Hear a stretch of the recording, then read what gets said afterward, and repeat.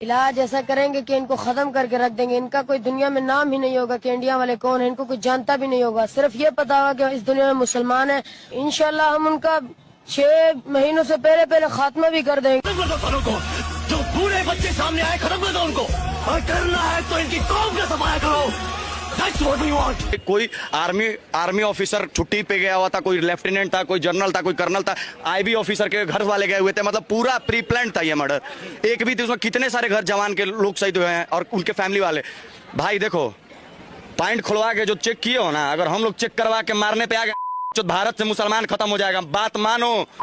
जब वहां पे पॉइंट खोल के ये देखा जा रहा है कि हतना हुआ है कि नहीं, वो पक्का मुसलमान है तो छोड़ेंगे, नहीं तो जो गोली मारेंगे। तो हम भी वही करेंगे। बीजेपी से अगर नहीं हो रहा है तो 3 राज्य है, उत्तर प्रदेश, बिहार और झारखंड। तीनों में अनर्गल लड़का हमें। हमनी के AK-47 ना चाहिए, हमनी के देसी कट्टा से काम चला ले जा। हमनी के बना हूँ आवेला, अब मारम ना तो AK-47 भी धुआं हो जाये। मजाक सट के बोल रही है। जो खून उबाल मार रहा है ना, ये हर एक हिंदुस्तानी के अंदर मारना चाहिए, जो कि नहीं मार रहा है। माँ जो दिल्ली में अभी देख रहे हैं ना, तो खून खोल जा रहा है, रोड पे हंसते हुए घूम रहे गर्लफ्रेंड के साथ। हम पूछकर गोली मारी गई, उससे बड़ा ही दुख पहुंचता है कि आज इतने साल बाद भी धर्म की राजनीति, धर्म को लेकर देश में मारकाट मची हुई है। बहुत सी जगह तो जातिवाद के पीछे ही मारपीट हो रही है, लोग बागों को मारा जा रहा है, हत्याएं की जा रही हैं। सोचने वाली बात यह है, देश के जो नेता हैं, जो इस देश को चलाना चाहते हैं, चला रहे हैं, वो इस विषय पर क्यों कुछ नहीं करते।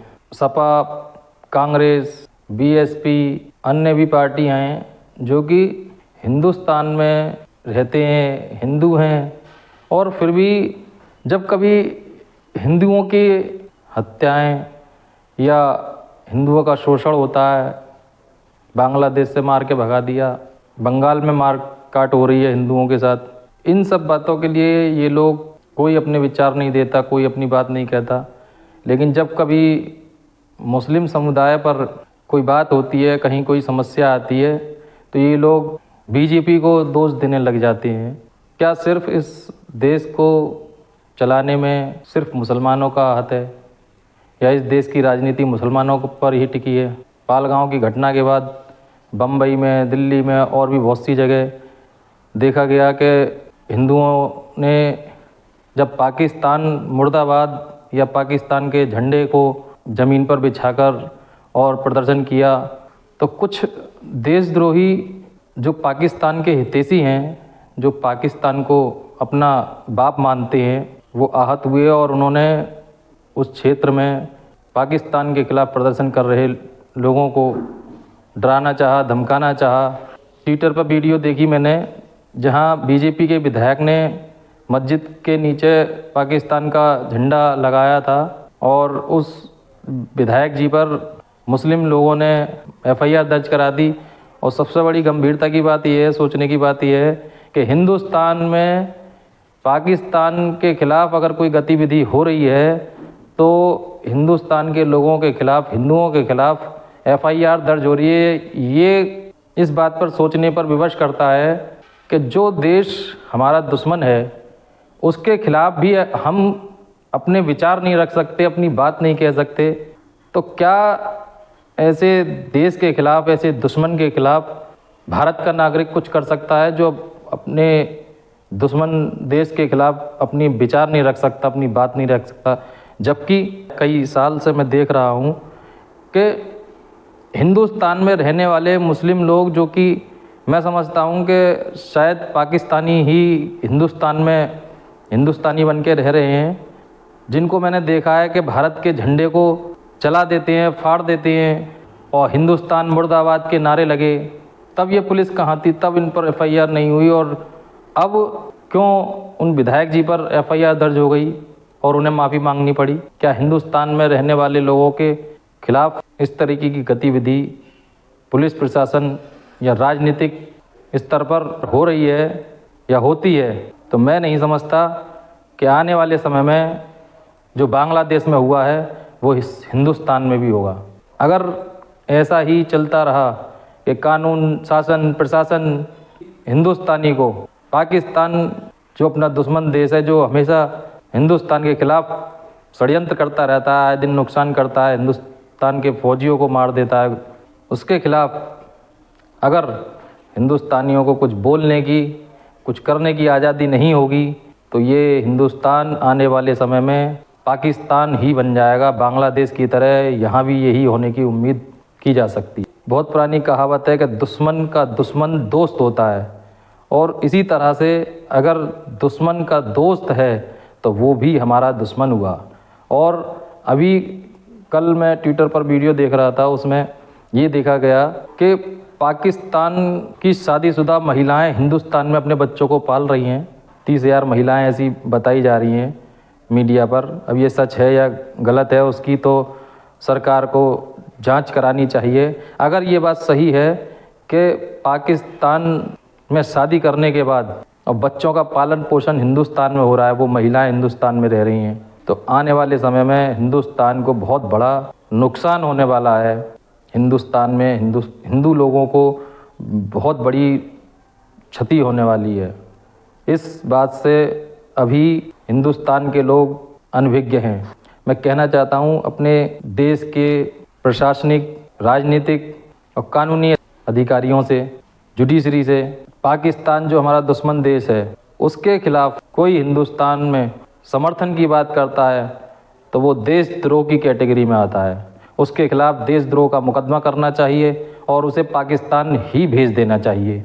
और हिंदुस्तान में चाहे वो मुस्लिम हो या हिंदू हो, अगर वो पाकिस्तान के विरोध में खड़ा होता है और हिंदुस्तान के हित की बात करता है तो उसे ही सिर्फ हिंदुस्तान में रहने का अधिकार होना चाहिए।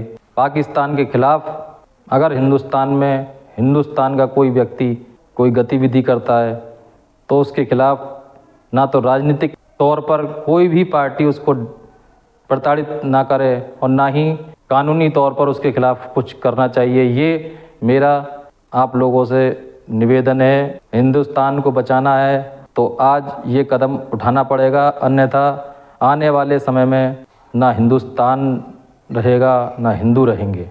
देश के राजनीतिक जो लोग हैं वो जो ये सोचते हैं मैं सरकार चलाऊं, मैं राज्य का मुख्यमंत्री बनूं और इस देश का प्रधानमंत्री बनूं, वो लोग ये समझ लें कि आने वाले समय में उनके भी साथ गलत हो सकता है, क्योंकि वो भी सभी लोग हिंदू हैं। या ये मान सकते हैं कि वो मुसलमान बनने के लिए तैयार हैं, अपना खतना कराने को तैयार हैं और इस देश को बर्बाद करने के लिए वो ये सब काम कर रहे हैं। मैं कहना चाहूँगा अपने हिंदुस्तानी भाइयों से, चाहे वो किसी भी जाति बिरादरी के हों, लेकिन सबसे पहले हिंदुस्तान को बचाना, हिंदू धर्म को बचाना उनका पहला मकसद होना चाहिए। चाहे वो किसी सरकारी नौकरी में हो या कोई आम आदमी हो या कहीं जुडिशरी में किसी पद पर हो।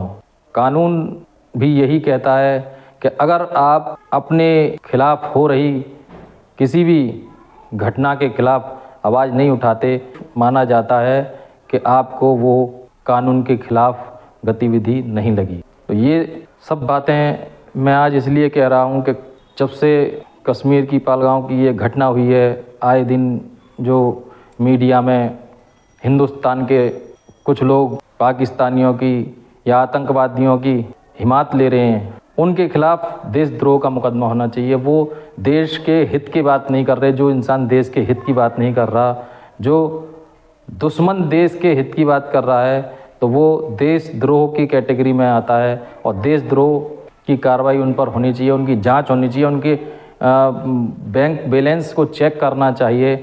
सरकार एक ऐसी जांच बिठाए जिससे कि ऐसे लोग जो दुश्मन देश पाकिस्तान के हित की बात करते हैं, हिंदुस्तान के अहित की बात करते हैं, हिंदुओं के अहित की बात करते हैं, उनके खिलाफ जांच बिठाई जाए, उनके खिलाफ उनके बैंक बैलेंस जांचे जाएं, उनकी कॉल डिटेल्स जांची जाएं, उनके संपर्क सूत्र जांचे जाएं, ये किन लोगों के संपर्क में हैं। हिंदुस्तान आज तक नुकसान इसलिए उठाता रहा है कि हिंदुस्तान में बिकने वालों की तादाद और देशों के मुकाबले बहुत ज़्यादा है। सबसे बड़ी कमी यहाँ के कानून की है, शासन की है, प्रशासन की है कि ऐसे लोगों को समय से उनके किए का फल नहीं दिया जाता, उनके किए की सज़ा नहीं दी जाती। इसलिए इस हिंदुस्तान में सबसे ज़्यादा देशद्रोही पैदा होते हैं। इस हिंदुस्तान को नुकसान पहुंचाने वाले आज तक हिंदुस्तान के लोग ही हैं। ऐसे लोगों की जांच अगर अब कराई जाए और उनको सज़ा दी जाए या देश से बाहर निकाल दिया जाए तो इससे देश को आने वाले समय में बहुत फ़ायदा होने वाला है। अन्यथा की स्थिति में इस देश से भी हिंदुओं को निकाल दिया जाएगा, हिंदुस्तान का नाम मिटा दिया जाए। मैं देश के प्रधानमंत्री श्री नरेंद्र मोदी जी, अपने उत्तर प्रदेश राज्य के मुख्यमंत्री श्री योगी आदित्यनाथ जी और अपने देश के उच्चतम न्यायालय से और अपने उत्तर प्रदेश के उच्च न्यायालयों से ये निवेदन कर रहा हूँ कि ऐसे लोगों के खिलाफ कोई रिलीफ न दिया जाए जो दुश्मन देश के प्रति सद्भावना का भाव रखते हों, उनके दुश्मन देश से कोई संबंध रखते हों। जो हमारे हिंदुस्तान के लोग हैं उनके खिलाफ कोई भी कानूनी कार्रवाई ना की जाए जो लोग देश के हित की बात करते हैं। इन्हीं बातों के साथ मैं अपनी वाणी को विराम देता हूँ। जय हिंद, जय भारत, जय श्री राम।